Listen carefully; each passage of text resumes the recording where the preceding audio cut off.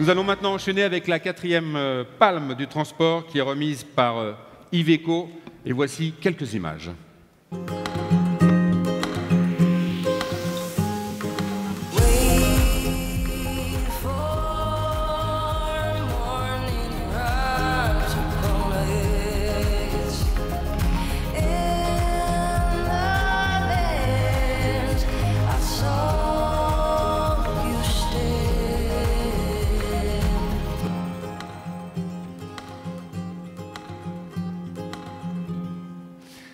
Je vais demander à Thierry Kilidjan, directeur général d'Iveco France, de bien vouloir venir me rejoindre.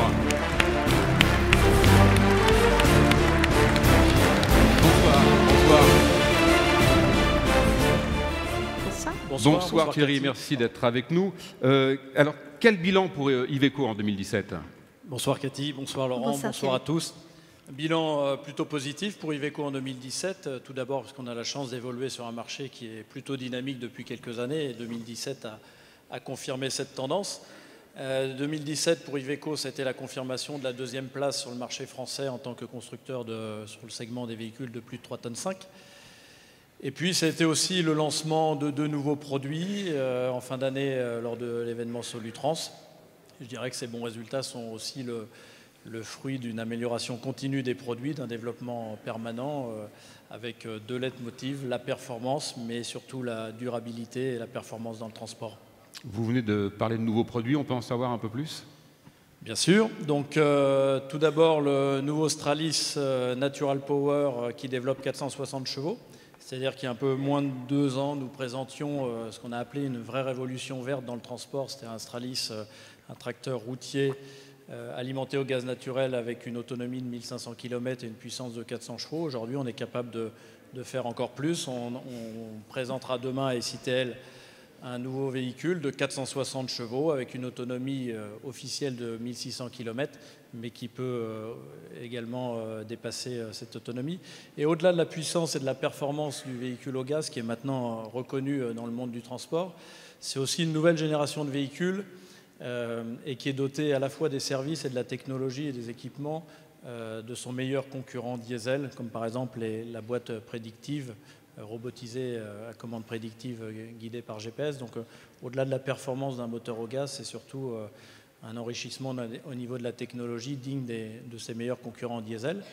Et puis dans un domaine de transport un peu plus spécifique, au moment où le secteur de la construction est en plein essor, nous lançons une nouvelle gamme très polyvalente dans l'approche chantier et qui sera là également présentée à Intermat dans quelques semaines. Un dernier mot pour conclure.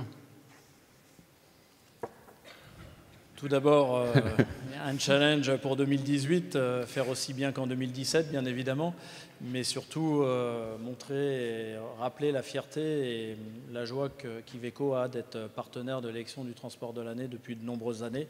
C'est toujours, certes, une belle manifestation, mais je crois qu'à travers les présentations qui sont faites ce soir, et que ce soit le prix spécial du jury ou les différentes personnes qui vont se présenter pour l'élection, je crois que ça reflète bien l'image de la profession et le travail que vous faites tous les jours pour montrer une meilleure image du transport. Nous qui sommes tous dedans, on sait comment c'est dur tous les jours. Voilà, merci. Merci à vous, merci beaucoup. Et bien justement, je vais maintenant appeler pour recevoir la 4e palme du transport, Jean-Claude Brunier, PDG de Tabrail Road.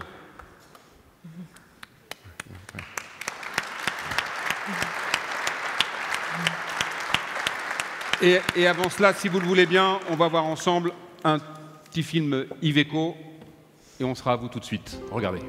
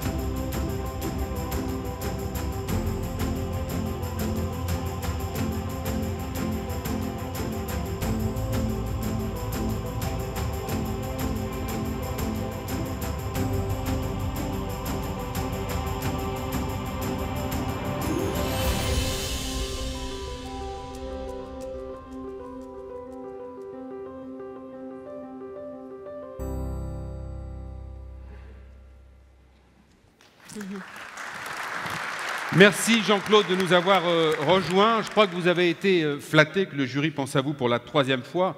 Bonsoir à tout le monde. Lorsque vous avez été sollicité par la rédaction de l'Officiel des transporteurs, et vous avez indiqué que vous souhaitiez prendre la décision de concourir de manière collégiale avec vos 3 enfants.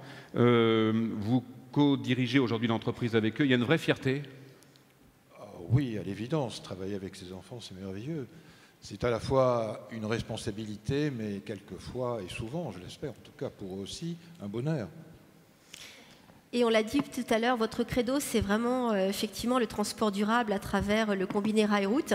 Mais comment est-ce qu'on peut afficher une croissance de 10% par an quand on s'appuie sur un marché du ferroviaire qui décroît d'année en année? C'est quoi l'astuce?